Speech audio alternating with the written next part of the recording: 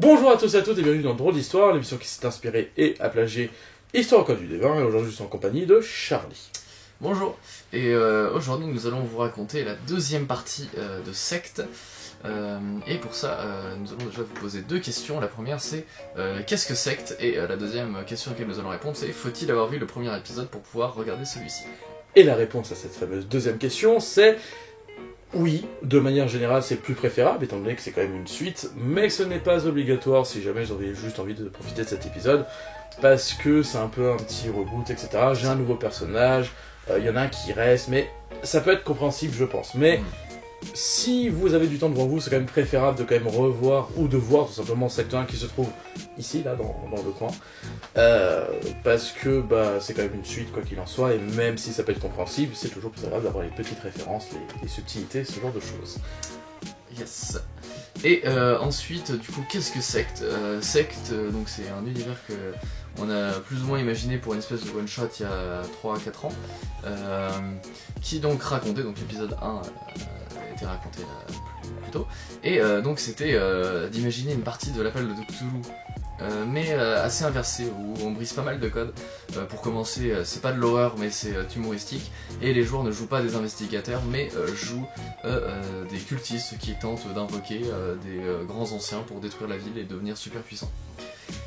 Ça globalement c'était le plot de Secte, et du coup à la fin du premier épisode, du coup pour raconter ce qui s'était passé, les gentils avaient plus ou moins réussi, enfin les gentils, les héros, mais du coup les méchants, avaient plus ou moins réussi à foutre la merde. Ils avaient invoqué un grand ancien, ils avaient détruit une ville, ils s'apprêtaient à en détruire une nouvelle, ils avaient fait plein d'histoires avec des mafias locales, ils étaient devenus des héros de TV shows américains, et avait à la fin la possibilité de rentrer dans un portail qui allait les mener jusqu'à Cthulhu lui-même, et avait refusé de le faire.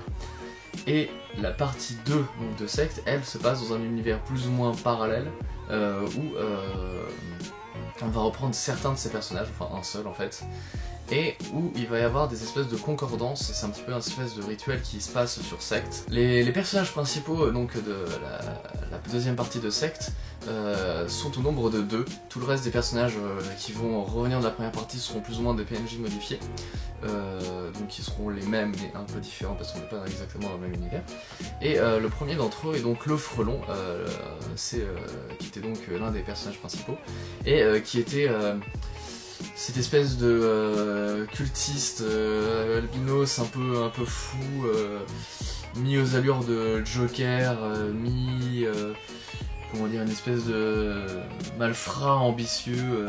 Très ambitieux, mais toujours Loyal avec ses amis. Avec ses amis. Et qu'avec ses amis. Pour le coup c'est une particularité. Et effectivement oui c'est quelqu'un de pas très net, même plutôt dangereux pour tout son entourage, y compris lui d'ailleurs. Mais ouais, c'est un petit... Je sais pas comment dire ça en fait, c'est le Frelon. C'est devenu un peu mythique pour nous hein, avec le temps, ouais. Parce que le joueur l'a souvent repris, d'ailleurs qui est joué par Kemao, que vous avez l'habitude de voir maintenant. Et que vous pourrez voir dans le futur épisode. Et que vous pouvez voir d'ailleurs pour Secte 2-3. Tout à fait. C'est exactement, ouais. Ouais. Si tout se passe bien. Si tout se passe bien. C'est pas du tout a été tourné déjà. Effectivement, j'abandonne le crapaud, dommage. Je l'aimais beaucoup. Mais pour avoir un nouveau personnage qui va s'appeler le Tapir, on va sur un autre registre, tout simplement. Ouais. Comment décrire un Tapir c'est un homme maniaque, colérique, mais malgré tout sympathique, qui d'ailleurs au début travaille dans un asile, on va raconter ça un peu plus tôt, donc quelqu'un qui a quand même quelques capacités intellectuelles, et en fait moi vraiment ce qui me faisait rire c'était jouer le côté colérique du mec qui d'un seul coup s'énervait sur l'autre joueur sans aucune raison. C'était un psychologue qui avait, enfin une espèce de psychiatre, psychologue, je connais pas bien la différence, mais qui avait du mal à retenir ses émotions, et c'était assez marrant de le voir s'occuper de personnes avec des déficiences mentales, c'est bien le terme. Sachant que d'ailleurs, du coup, pour ceux qui n'ont peut-être pas vu le premier épisode, si on les appelle le Tapir, le Frelon et le Crapaud juste avant, c'est normal puisqu'en fait, dans l'univers de Secte, tous les membres de la secte ont un nom qui leur est attribué, qui n'est pas donc leur vrai nom, puisqu'ils doivent l'abandonner lorsqu'ils rentrent dedans. Et en fait, ils vont prendre le nom d'un animal qui les représentera plus tard. Donc c'est ainsi qu'on peut se retrouver avec le mouton, le frelon, le tapir, et on a des tas d'autres, hein, le mille-pattes, le renard, le rouge-gorge, le castor, le poulpe, bon tout ce que vous voulez, sachant que dans l'idée, en grande majorité, le nom est plus ou moins plus ou moins censé représenter une des particularités physiques ou en tout cas sociales, mentales du personnage. Par exemple, le frelon l'attribue souvent à un insecte pas dangereux mais qui fait peur parce que ça ressemble à une guêpe mais en plus gros. Et même si c'est moins agressif, ça fait plus mal donc. Ça dépend, maintenant quel frelon asiatique c'est dangereux. Oui, c'est vrai. Mais c'est vrai, ouais. Je pense que le frelon est de ceux-là. Mais ouais, c'est un frelon asiatique. Ça devrait être son nom complet. Mais voilà, donc il y a le côté d'art, il y a le danger, le frelon ça pique. Et c'était un petit peu l'image du personnage quoi. Là où le personnage du lynx, c'était le personnage qui était, on dit souvent, j'allais dire malin comme un lynx, mais non c'est pas ça, c'est l'œil de lynx, non c'est ça. Oui, l'œil de lynx, l'œil de lynx. Voilà, comme un renard. Il voyait bien les choses, c'était quelqu'un de très clairvoyant, très intelligent, et voilà. Enfin bref, du coup tout ça c'est l'univers de secte. De toute façon, encore une fois, si vous voulez vraiment toutes les subtilités, épisode 1. Du coup, comment ça commence? Je vais commencer à faire la petite introduction et comme ça je laisserai envoyer. Vas-y, de toute façon, comme d'habitude. Parce que je m'en souviens pas mal de cette introduction, puisque bah, encore une fois, c'était un peu de mon point de vue pour commencer. Vu que j'étais pas psychiatre, etc. dans un asile, et j'avais appris, parce que mon personnage avait déjà des tendances occultes avant de commencer, enfin occultes, disons qu'il s'intéressait à l'occulte sans jamais l'avoir touché du doigt, et dans certains récits, ce genre de choses, des bouquins un peu abandonnés au fond des stocks réserves interdites des bibliothèques, il y avait des histoires qui parlaient un peu d'un frelon. On savait pas trop, et avec beaucoup de recherches, j'avais fini par avoir une concordance à quelqu'un qui était membre, je dis ça comme si c'était un club, qui était membre de l'asile. membre de l'asile, on va faire comme ça parce que je sais pas l'autre mot, et c'est effectivement le cas, puisque finalement quand la session commence, je m'assois face au frelon. La partie s'ouvre sur donc, le docteur qui deviendra le tapir, à ce moment il s'appelle pas encore le tapir, oui. Qui donc travaille à l'asile et qui rentre dans une pièce avec face à lui le personnage du frelon. Et d'ailleurs à ce moment-là, les joueurs ne savaient rien, donc je les ai vraiment balancés là-dedans, donc ils ne savaient pas comment le frelon était arrivé là, ni rien.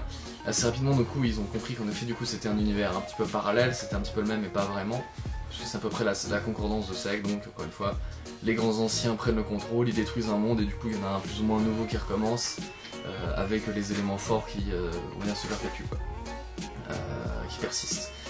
Et globalement c'est assez marrant parce que ça en tant que MJ c'était assez marrant à vivre. J'avais prévu que donc forcément ce personnage, donc le personnage du tapir, allait interroger le frelon et que les deux comme ça allaient pouvoir dialoguer. Et j'avais noté sur ma feuille quelques trucs qui allaient pouvoir se passer pour que par exemple à un moment le tapir se retrouve forcé de faire s'évader le frelon et que moi je puisse me retrouver avec mes deux personnages principaux en liberté et de commencer à leur envoyer des éléments de scénario à la gueule quoi.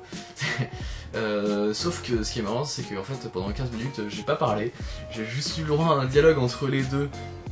On comparait ça souvent à Harley Quinn et au Joker, c'était un petit peu ce côté-là.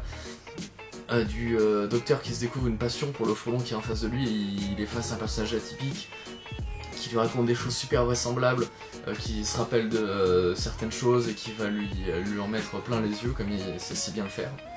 Et du coup, tout naturellement, au bout de 15 minutes, le docteur fait au gars bon, eh bien, je vais te libérer, et puis et puis on va se casser, et puis on va essayer d'en découvrir plus sur ce que tu m'as dit, parce que moi j'ai envie de devenir fort, enfin de devenir un cultiste aussi, quoi.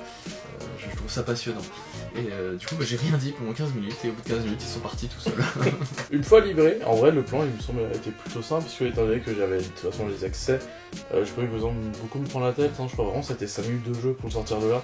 Genre, la discussion a duré plus longtemps que la sortie, donc j'avoue ne pas me souvenir exactement comment je suis sorti, mais je crois que c'était juste, de toute façon, ouais, j'ai une autorisation, vous en faites pas, je gère. Ouais. Quelque chose du genre. Et la première chose que veut faire le frelon, c'est retrouver ses anciens acolytes. Sauf que, il apprend, alors, dans les détails, je ne sais plus comment, il faut avouer que la session date de maintenant, seulement en 2019, d'il y a 2 ans. Sauf qu'il apprend d'une certaine façon que de toute façon le lynx serait mort. Et donc, du coup, il me semble qu'il a une vision, sûrement d'un grand ancien, quelque chose comme ça, qui lui dit de Cthulhu lui-même, d'aller fouiller la tombe du lynx, et comment remettre en question une parole si divine et importante que celle d'un Saiyan ancien. Parle en rêve. Bah bien sûr, donc on va aller fouiller cette tombe, et premièrement il n'y a pas le lynx dedans, soit, mais il y a le grimoire, enfin il y a un grimoire, je dis le, il y en a un, et il me semble, peut-être que je me trompe, un sceptre. Oui, il me semble aussi qu'il y avait un sceptre, qui servira plus tard à ouvrir les portails, et ça vous en aurez besoin. Effectivement, de toute façon oui. Ouais. Donc une fois qu'on a ça, on retrouve un peu la dynamique du premier secte. On va avoir un grimoire où il va falloir comprendre les sorts et les utiliser pour avancer dans l'intrigue. Et le sceptre qui pour l'instant nous a l'air un peu mystérieux, on ne sait pas trop comment l'utiliser. Mais avant toute chose, comme dans tout secte, il faut trouver un petit endroit un peu sécurisé où parler. Et c'est comme ça que du coup, il me semble que le tapir propose tout simplement un endroit de sa connaissance, une vieille maison familiale, quelque chose comme ça me parle. Au moins comme ça on n'est pas dérangé, on sera un peu à l'écart, et vu qu'on fait des trucs occultes, c'est ce qu'il faut. On s'y rend, et on commence à analyser le livre, etc. Et c'est là que le joueur, je crois, remet sur le tapis, tu m'interromps si jamais je me trompe. Il me semble que c'est ça, je crois que je vois où tu veux en venir. Et il me semble que c'est à ce moment-là où le joueur remet sur le tapis la fameuse obsession du frelon, qui est Sarah. C'est ça. Sarah, vraiment, allez voir le premier épisode. C'est une blague à... Le love interest, le crush à travers les dimensions qui se remet toujours sur la route du frelon. Ouais. Et en effet, vous en reparlez vite fait, du coup, ce qui met la puce à l'oreille et ce qui commence à créer la connexion entre les deux personnages, c'est que la cousine du tapir s'appelle Sarah, justement. Tout à fait. Et du coup, le frelon est à ce moment-là absolument persuadé que c'est Sarah à lui. Et je crois qu'avant même d'arriver chez toi, du coup, vous décidez de faire un détour chez elle pour... je crois que le frelon te demande de... C'est directement avant qu'on arrive à la maison ? Je crois que vous étiez même pas encore arrivé à la maison. Bon, oui, parce que... Oui, c'est avant d'arriver à la maison. C'est avant d'arriver à la maison ? Ouais. Parce que, si je dis pas de bêtises... vous aviez compris que vous pouviez ouvrir des portails avec le sceptre, mais je me demande s'il n'y avait pas une histoire de... Il fallait peut-être sacrifier quelqu'un pour le faire. Sûrement. C'est pas forcément sûr, mais en tout cas, ça va pas forcément changer ce qui arrive par la suite, parce qu'en fait, au moment où ils arrivent donc à l'appartement de cette fameuse Sarah, donc ils vont toquer à la porte ou sonner à l'interphone, et c'est un homme qui leur ouvre, et il se trouve que c'est le futur fiancé de la cousine du tapir. Malheureusement, du coup, le frelon l'a un petit peu mauvaise. Sarah, elle, à ce moment-là, travaille encore, elle n'est pas encore rentrée, et du coup, il les invite à aller boire un verre, puisqu'il reconnaît donc son cousin par sa fiche. Ouais, le cousin de sa copine, ouais. Cousin par alliance ? Non. D'accord, Bah non, peut-être, cousin par alliance, c'est pas du tout ça, je suis totalement à l'ouest. Cousin, je sais pas. Ouais. Bon, il reconnaît le tapir, quoi, et il lui dit bon bah viens boire un orangina dans mon salon, et qu'est-ce que tu fais là, qu'est-ce qui t'amène, qui est cet homme avec toi, est-ce que c'est un copain, machin, ils discutent.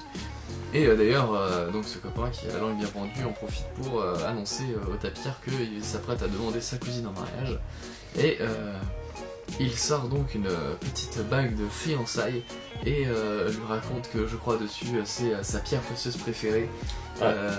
Et il lui raconte aussi toutes les choses qu'il fait en ce moment, qui sont les choses préférées de Sarah, pour être sûr qu'elle dise oui, pour que tout se passe bien. Et pendant ce temps-là, le frelon commence à bouillir un peu intérieurement. Où il a toujours pas vu, il sait toujours pas si c'est elle, mais c'est perturbant, quoi. Ça, à cette étape-là, je pense, de toute façon, c'est sûr que ce soit elle ou pas, le frelon en a fait. Enfin, il va transformer de toute façon sa propre vision des choses pour que ce soit la bonne. Oui, c'est ça, exactement. Et c'est ce qui va se passer de toute façon. Oui, c'est ça, exactement. Sauf que le truc qui est marrant, c'est qu'à bout d'un moment, le même gars se lève pour aller dans sa cuisine. Le frelon le suit dans la cuisine, et je crois qu'il fait quoi? Il le poignarde. Ouf, bonne question. Je me souviens surtout en fait qu'il s'amuse à lancer une petite pochette, etc. Mais c'est vrai que le meurtre en lui-même. Soit il l'assomme, soit en effet il lui donne des coups de couteau. Et donc le frelon, juste avant de mettre fin à la pauvre vie de cet homme, s'approche de lui et lui susurre gentiment à l'oreille. Elle va adorer la bague. Lui sourit et c'est la fin. Ouais. Enfin, en tout cas pour cette personne. Donc premier personnage non-joueur éliminé durant cette partie, le premier de non-lignée. Et pour se débarrasser du corps, ils utilisent le fameux sceptre qui du coup, dans mes souvenirs, en effet nécessitait au moins un sacrifice. et ils ouvrent un portail en plein milieu de la cuisine, jettent le corps à l'intérieur, et je crois le referment sans même aller voir ce qui se trouve de l'autre côté. Oui, tout à fait.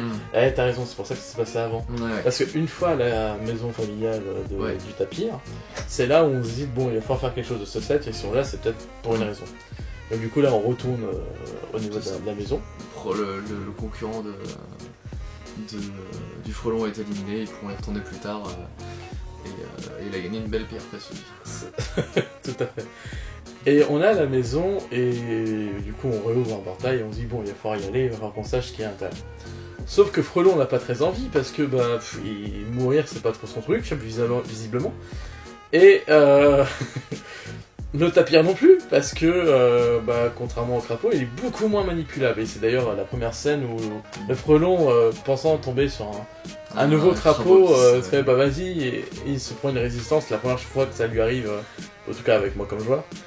Et je me souviens vraiment d'une engueulade entre les deux, à la limite, on a failli se battre, je me demande si c'est pas un coup de poing qui est parti. C'est pas impossible, c'est pas impossible. Ça me dit quelque chose, et je sais pas si c'est maintenant ou plus tard, de toute façon entre le frelon et le tapir, au début ça a été très conflictuel, hein, ça s'est calmé un peu avec le temps.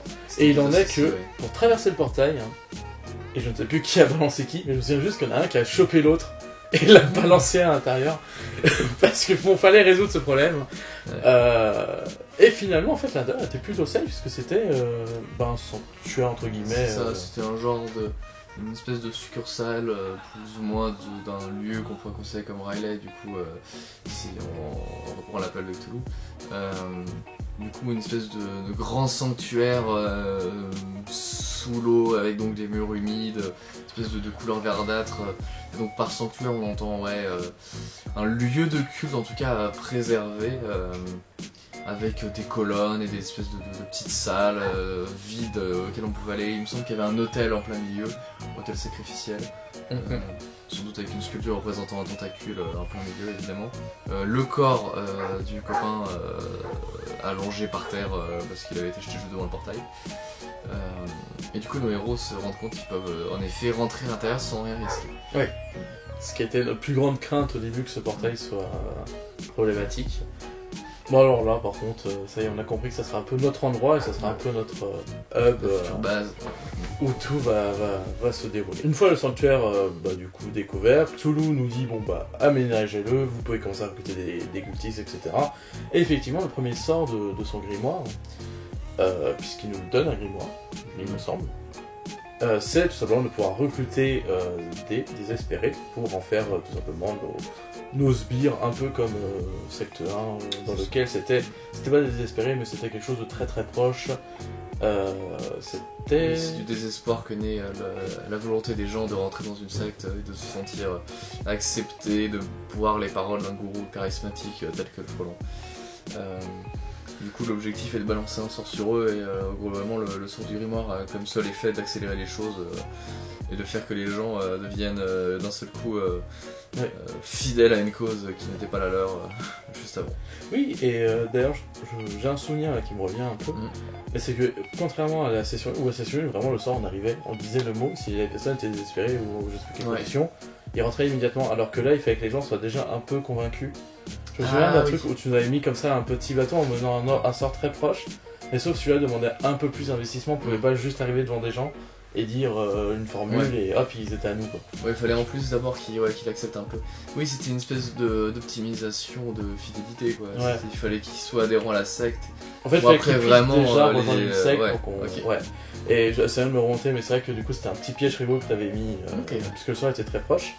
Et donc une fois qu'on recrute nos premiers sbires, on va devoir tous les nommer, c'est pour ça que tout à l'heure vous avez fait une petite liste, parce qu'on a une liste de noms, après on a fait une hiérarchie, etc. C'était vraiment très marrant, mais c'est toujours ça qui est sympa avec le tapir et le frelon. Bien évidemment, les joueurs sont au-dessus, ça c'est logique. Et c'est vrai que du coup on a les premiers, notamment le Labrador, parce que nous on avait demandé le chien, parce que le chien, encore une fois épisode 1, c'est un peu le trouve-tout, c'est un peu un Deus Ex Machina en puissance. Donc c'est très pratique d'avoir ça pour ta secte. Parce qu'il s'est réussi CCG à la base, qu'il a fait une suite improbable de réussite critique et que du coup désormais... et c'est devenu... Son pouvoir passif c'est de trouver tout ce que vous voulez. Ouais. Exactement. Et du coup nous on redemande le chien, forcément. Ouais. Et bon, encore une fois, comme pour le premier sort, tu nous dis un oui, mais c'est un oui mais. Et donc, du coup, on a un chien, bon, cette fois c'est le Labrador, c'est en fait une version plus proche de ce que devait être juste le chien. C'est c'est quelqu'un qui est fait pour trouver les choses, mais qui n'a pas la garantie de trouver tout et n'importe quoi de façon ultra, j'allais dire cheaté, mais c'est pas très joli pour la langue française, hein, mais j'ai pas l'équivalent de ceux qui me viennent. Voilà, dans tous les cas, on commence à avoir notre petite troupe, et on veut commencer à faire tourner les choses et avoir notre secte. Donc du coup, on s'imagine en fait aller trouver une radio et en fait diffuser les choses. Et par le biais d'un contact, et je crois que c'est le Labrador qui nous le dit, il connaît un bateau, comme dans Good Morning England, je ne sais pas parler anglais, tant pis, comme dans un film, qui fait bateau pirate et donc du coup diffuse des radios, tout ça, en restant sur un bateau. Hors d'écoute, tout à fait, impossible d'être retrouvé, etc. Et il a cet avantage que nous on peut le retrouver parce qu'il est dans un lac, en fait, au milieu d'un lac, donc c'est beaucoup plus facile qu'au milieu de la mer. Je sais pas si on a dit que la partie se passait à Boston. Oui, c'est vrai, c'est bien de le préciser. Dans un lac pas très très loin, il y avait une espèce de petit bateau. Ce qui était marrant, c'était les scènes un peu cocasses à la secte, puisque quand t'es à Boston, c'est quoi, c'est l'océan qui est à côté? Je ne peux pas dire. Je sais pas, je suis jamais allé aux États-Unis. Je ne suis pas très géographe. De mes souvenirs il y a 2 ans, quand je m'étais enseigné là-dessus, il me semblait que c'était ça. Et en tout cas, il y a beaucoup d'eau sur la carte de la ville que j'ai fait tout autour. Mais non, eux, ils étaient allés dans les terres, ils s'étaient mis sur un petit lac, mais dans l'idée, c'était cool, et ça restait quand même un endroit difficile à prendre, et vous aviez dû faire preuve de ruse pour pouvoir réussir déjà, ne serait-ce qu'à monter sur le bateau. C'est vrai, c'est vrai. Je sais plus pourquoi vous étiez fait passer, ou si vous étiez directement allé par la force. Oui, si c'est peut-être vos fidèles, grâce à vos fidèles que vous aviez pu les infiltrer, peut-être grâce aux chiens. On avait déjà des premiers sbires, donc ce serait pas totalement probable. J'avoue avoir aussi un trou total sur ce... Je me rappelle d'un truc, c'est qu'à la base, le fait de monter, nos joueurs sont en quête d'un moyen de diffusion pour passer leur message, notamment leur sort. La radio étant un bon moyen, ils décident donc de se rendre vers cette radio pirate, parce que là ils pourront y faire à peu près ce qu'ils veulent. Je me rappelle que vous avez réussi à monter sur le bateau, tandis que les émissions étaient encore en cours, sans forcément foutre la merde. D'une manière ou d'une autre, ça se faisait plutôt bien. Mais il y a un moment où les masques sont tombés et où tout a éclaté. Je crois qu'il y a eu une fusillade dans tous les sens. Il y a les 3/4 des gens qui se sont fait tirer dessus. Je sais plus exactement dans quel contexte exactement, mais ouais. Les mecs sont passés par-dessus bord et puis vous avez pris le contrôle, quoi. Ouais. Bon, désolé, encore une fois, la session date d'il y a 2 ans, c'est pas toujours évident, c'est comme c'est des one-shots, encore une fois, ça reste moins qu'avec des grosses campagnes, des personnages sont récurrents. Et c'est vrai, du coup, on prend le contrôle, et c'est souvent en fait grâce aux sbires que c'est effectivement le soldat de fusillade me dit quelque chose. Et on décide de cette radio, en fait, de juste diffuser en boucle le sort, en fait, qui est un gaillac tout fact, pour résumer. De faire tourner en boucle le sort pour quiconque va l'allumer. S'il y a moyen qui rejoignent la secte, qu'il le fasse tout simplement. Et bien sûr dans l'eau, je veux dire sur tous les Américains, ou du moins sur Boston, parce que c'est une radio sûrement locale.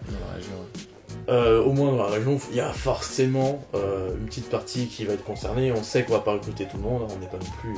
mais au moins ça va suffire pour remplir les rangs et avoir assez de sbires sacrifiables en cas de besoin, avec par exemple des gardiens, ce genre de choses, un souvenir de secteur. Ce qu'on fait. Et du coup, c'est ainsi que les joueurs se retrouvent avec tout un petit groupe constitué. Alors voici le top 12 qu'on avait noté à l'époque, je sais pas pourquoi on a fait un top. Donc du frelon et puis du tapir en première position et deuxième position. C'était toi qui l'avais demandé, qu'on a une hiérarchie et des gens. Ensuite, le poulpe. Astérix, je sais pas pourquoi il y a un Astérix, mais il y a peut-être un truc spécial avec lui. Mais je me rappelle ce qu'il y a de spécial avec lui. Le castor, Astérix aussi. La bique.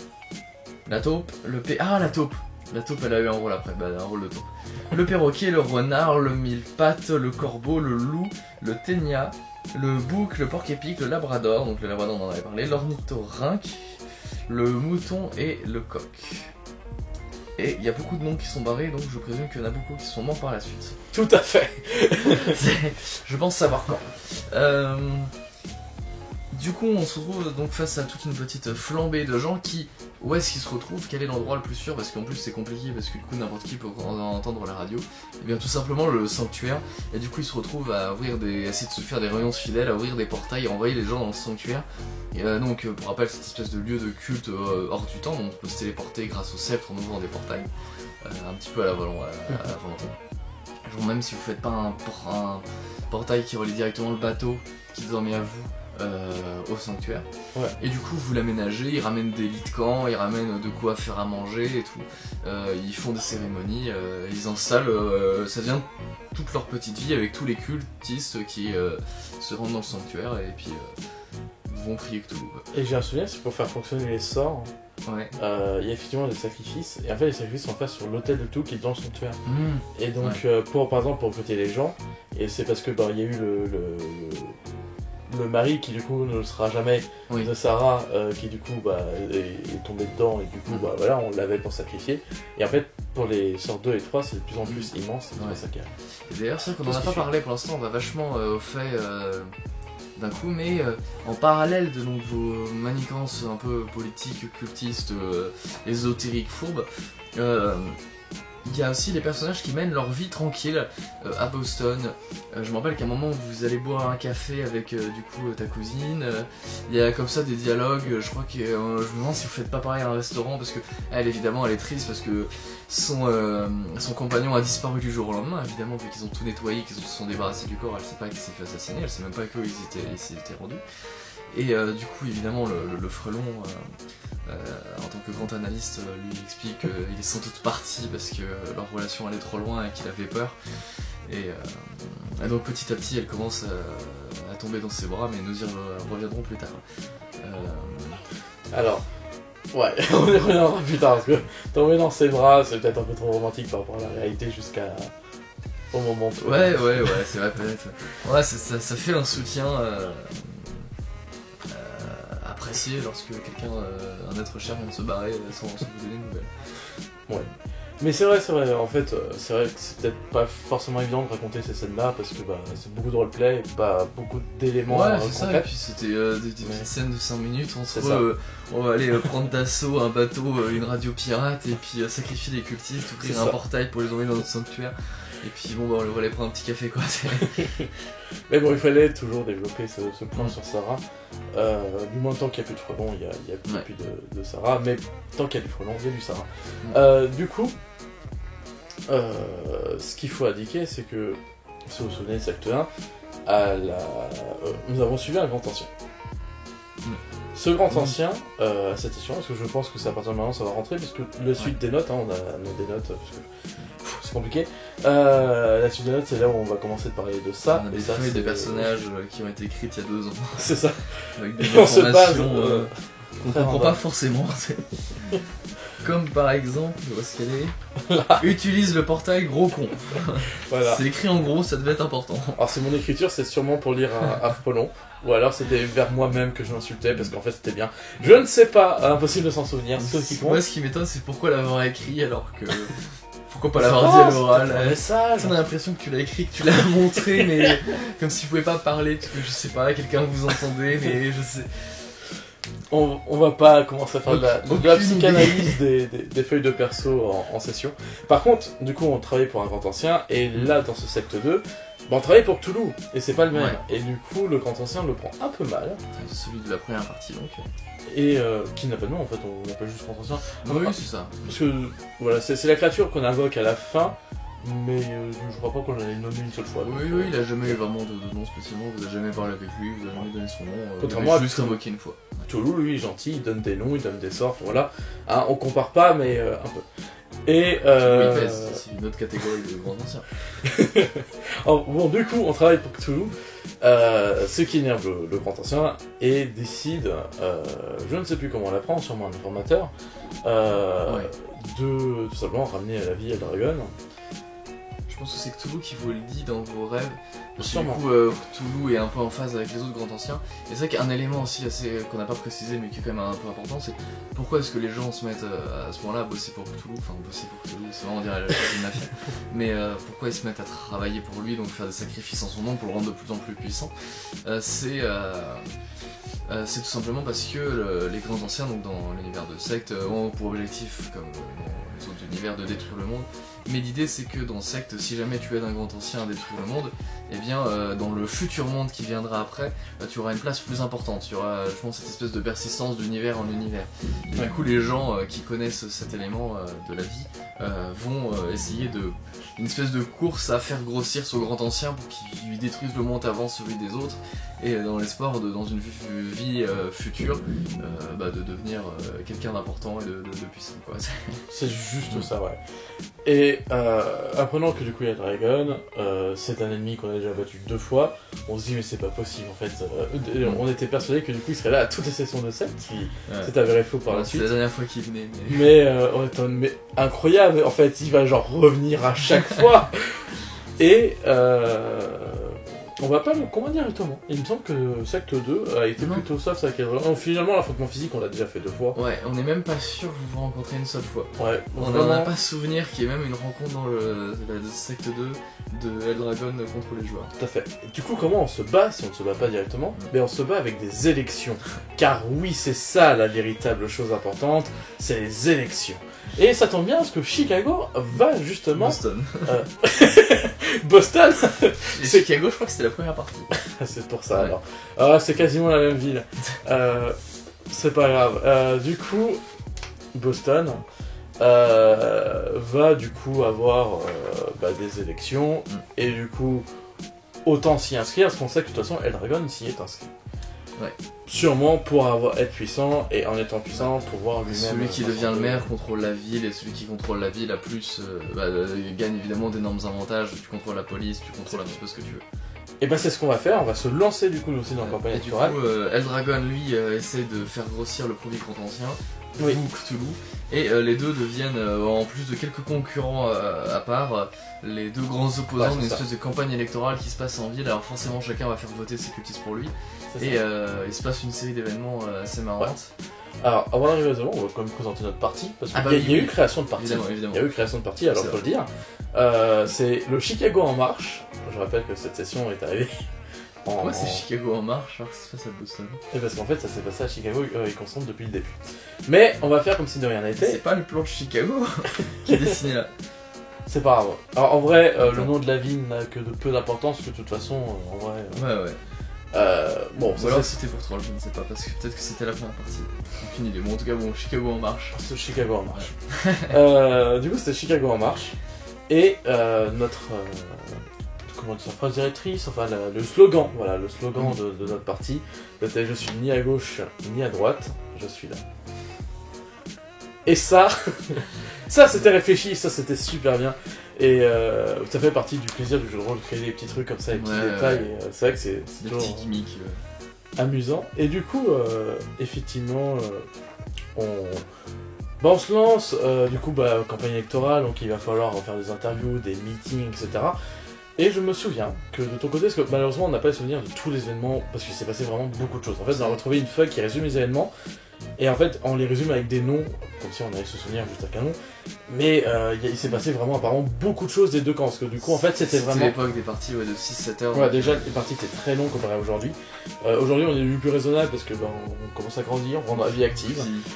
Ça y est, les cheveux gris arrivent, et on va prendre notre retraite d'ici 5 ans.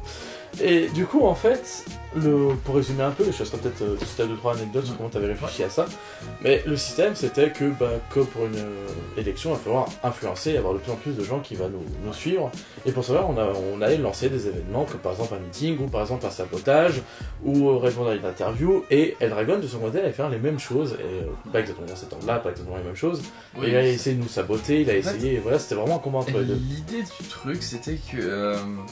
Les joueurs, au fur et à mesure donc, de la partie de leurs actions, allaient marquer des pourcentages, enfin des bonus sur un jet de dés final qui serait le jour des élections.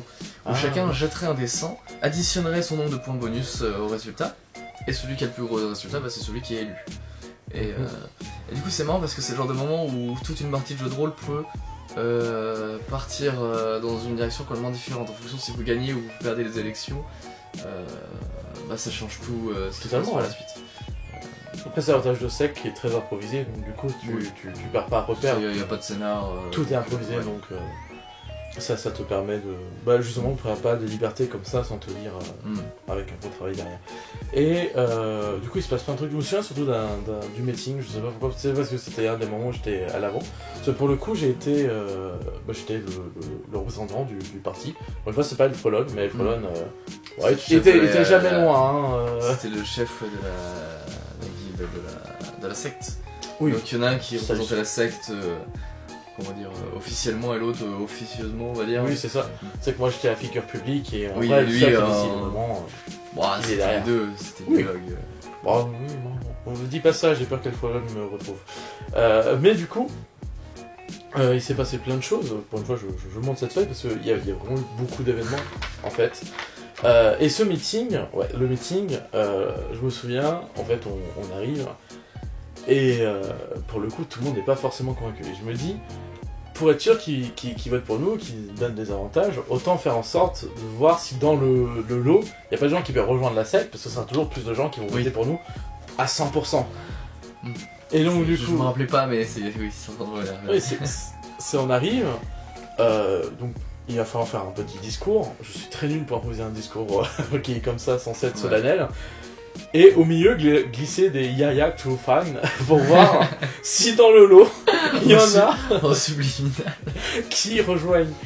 Et du coup, vraiment, et plusieurs fois, en fait, je crois que j'ai dû dire 2 ou 3 fois, parce que on glissait entre 2 phrases un Yaya True Fine. Et là, excusez-moi, qu'est-ce que vous avez dit? Imaginez Emmanuel Macron, tu sais, en plein dans une interview, qui clash des Yaya True Fine. En direct à la télé devant tout le monde en espérant recruter 2-3 mecs, tu sais. Et ça nous a donné quand même 5% d'avantage, hein. Il y a eu quand même quelques gens.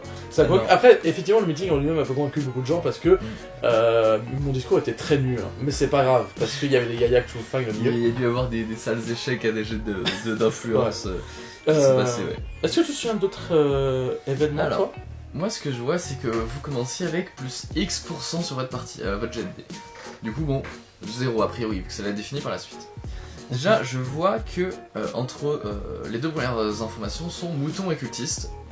Il me semble à peu près que c'est censé indiquer que vos cultistes allaient voter pour vous et qu'il y a des gens qui de base allaient adhérer au parti sans forcément être des cultistes. Donc vous aviez en tout 15 plus 26 en bonus.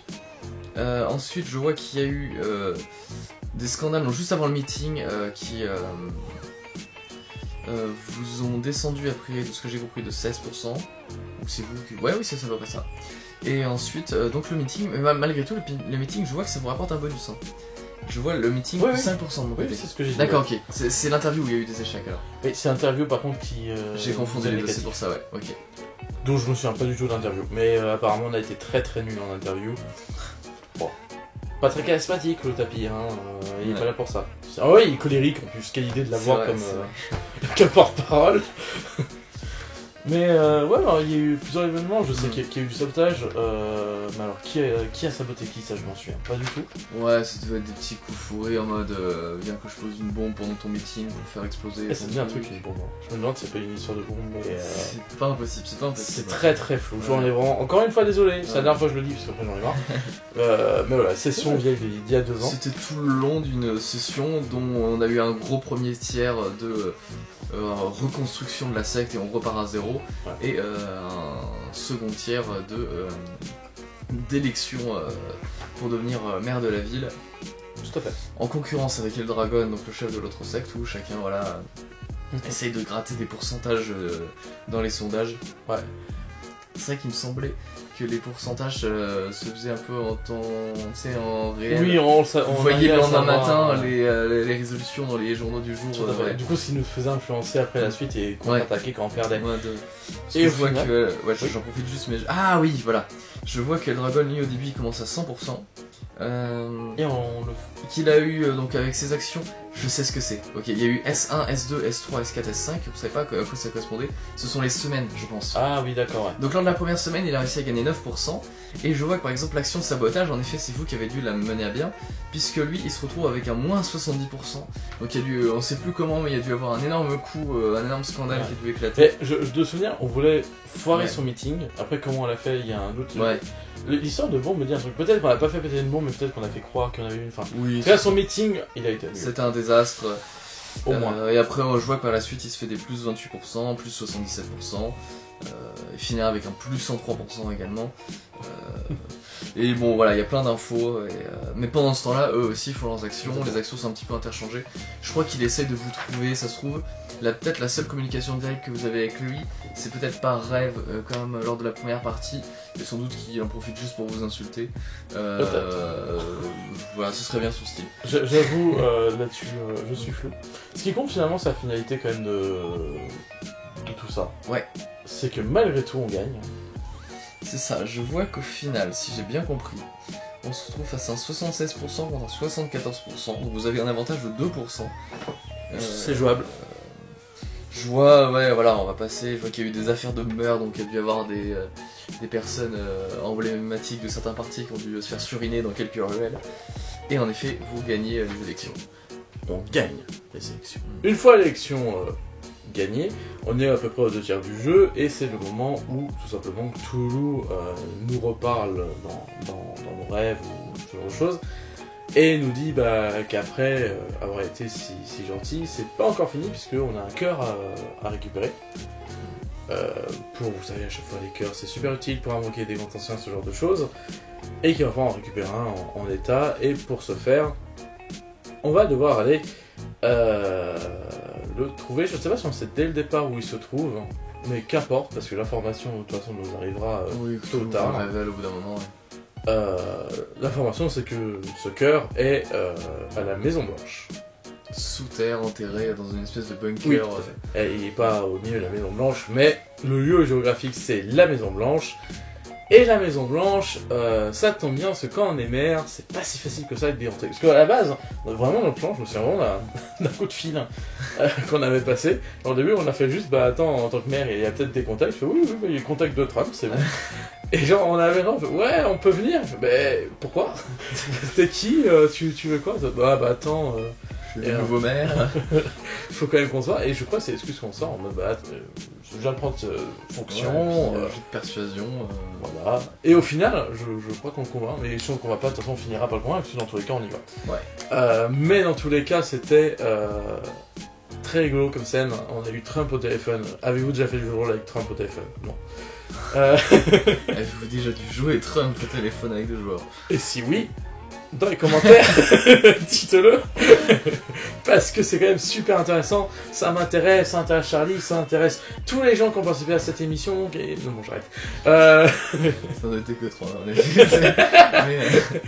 C'est vrai, mais quand même, il y a eu Goffel. 200 commentaires qui disent « Ouais, moi j'ai déjà joué Trump. » Et tu remarques que c'est un truc que tout le monde fait. Reprenons, arrêtons de blaguer un peu, c'est une émission sérieuse ici, on est là vraiment pour aller tout droit. On se rend à la Maison Blanche. Et le truc c'est que la Maison Blanche c'est quand même un truc gardé, hein, tu vois, c'est pas un truc où tu peux arriver et faire YOLO. Donc, du coup on est entre les deux, il faut faire des trucs solennels, genre suivre Trump qui nous montre sa magnifique maison. Être fouillé par les gardes. Être fouillé par les gardes, ce qui fait qu'on n'est pas armé. Donc on est vraiment en mode, bon, on veut agir, mais en même temps on est très limité par le contexte. Mais on veut y aller, en fait on n'a même pas réfléchi de plan, quoi. On était vraiment... Et je me souviens qu'on a passé, genre, je crois, 10 minutes de conversation un peu hors jeu, de plan, genre, alors que l'hélicoptère venait de s'atterrir, tu sais. Mais attends, en fait, on fait quoi ici? Et parce qu'on sait qu'il faut qu'on récupère le cœur du grand ancien, parce que Cthulhu nous l'a demandé. Mais... Et il me semble que c'est un Delpholon, mais il y a... Elfrelon. Ouais, j'ai mélangé Eldragon et Elfrelon. Ça marche bien, Elfrelon. Ouais, Elfrelon. Et il me semble que il y a une petite logique qui s'est à l'intérieur, c'est à chaque fois qu'il y a un cœur, il y a un gardien. Oui. On a connu 2 cœurs de grands anciens, il y a eu 2 gardiens. Dont l'un était Sarah, on rappelle. Ce qui n'était pas la cousine de Tapir, hein. Celle d'avant. Celle d'avant. Et en réflexion, mais du coup, s'il y a un cœur à la Maison Blanche, il y a un gardien. Le gardien, il tue tout ce qui approche. Donc du coup, est-ce qu'il n'y aurait pas moyen que ce gardien puisse éliminer finalement les gens qui nous gênent? Du coup, la difficulté n'est plus d'éliminer ceux qui vont nous gêner, il va être de juste convaincre les gens de s'approcher de ce cœur comme on peut. Du coup, éventuellement la garde personnelle de Trump, Trump lui-même, avec en plus l'avantage que ce dernier, en bonne caricature du président des États-Unis, qu'on lui attribue est quelqu'un de très bourru, qui en a rien à foutre des codes, il veut son compte Twitter, s'il veut y aller tout seul dans la salle du Grand Enceinte, il va tout seul, et puis voilà. Et Ouais. du coup, en fait, on a un avantage, c'est qu'il est en train de faire des travaux au sous-sol. Donc, juste à côté du cœur, il est en train de faire des travaux. Vous allez bientôt le trouver. Et du coup, bah, c'est très avantageux pour nous, parce que nous voulons nous montrer sa magnifique maison, il me semble que c'est ça. Hein. Non, il faut visiter. Bah, du coup, il va nous montrer les travaux. Ouais, voilà, moi je fais ça ici. Et. Alors, c'est là où j'ai un doute. Il me semble que pour moi, c'est le Frelon qui ferait tout, en fait. Pour moi, j'étais juste là en mode c'est cool. Mais. Ouais, c'était le maire, mais ouais, le Frelon peut-être était il joue peut-être le rôle d'intendant à ce moment-là. Ouais, franchement, c'est le genre de détail qui n'existe plus dans mon cerveau. Il devait être sans doute 5h du matin, on Oui, était oui. à la 3ème bière chacun, c'était... Troisième. Oh, t'es mignon. On était jeunes à l'époque. Oh, on venait à peine d'ouvrir, attention, on consomme pas d'alcool. Oh, fou. On était à l'eau.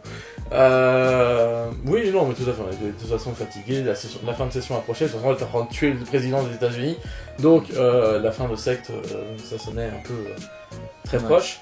Et en fait, on le convainc, je ne sais plus comment, tu t'en souviens peut-être?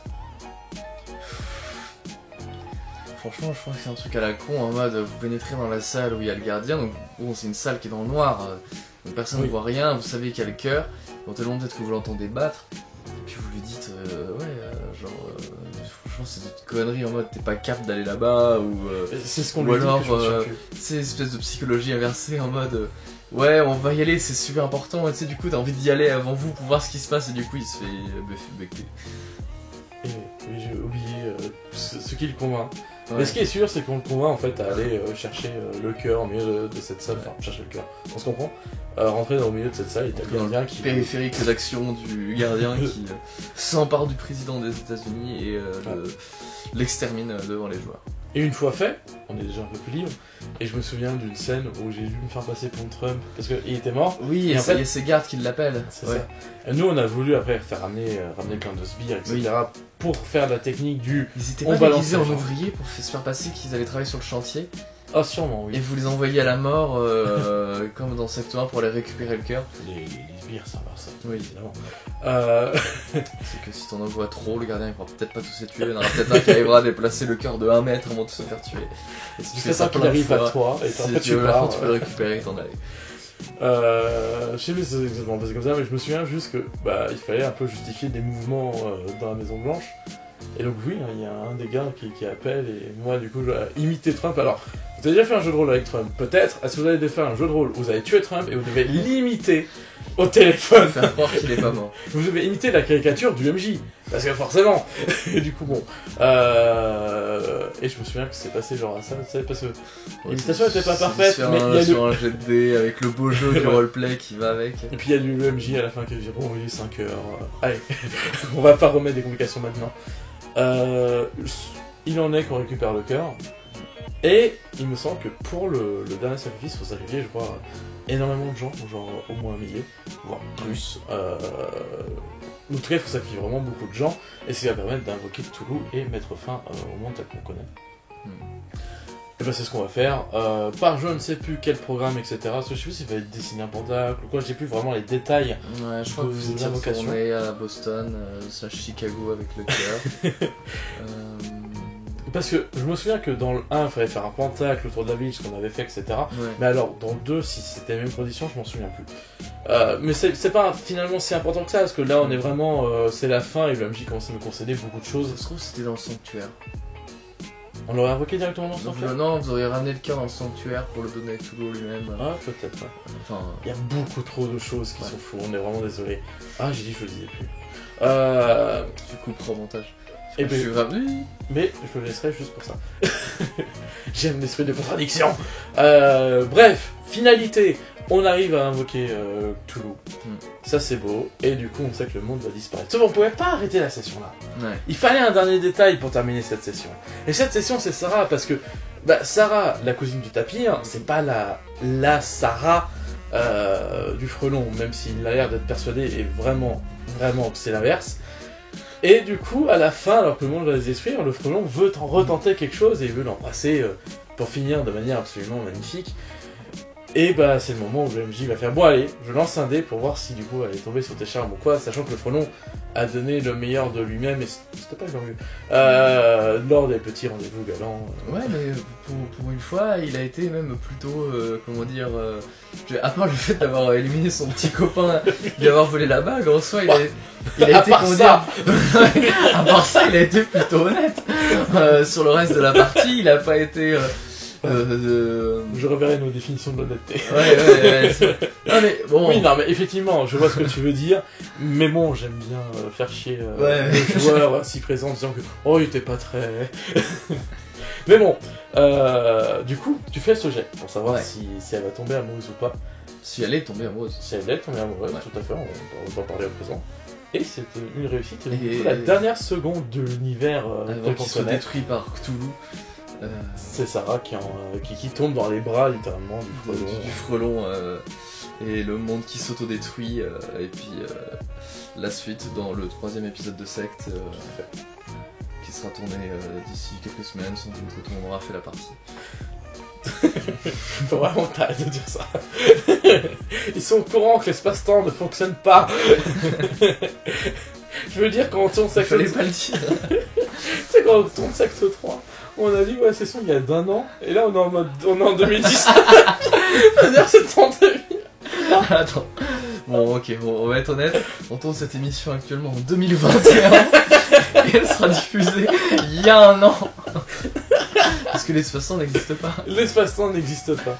C'est la conclusion de cette émission. Une chose à dire, c'est que c'est très sympa.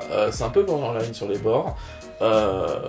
Mais on se le permet parce qu'on est entre gens civilisés, qu'on se connaît.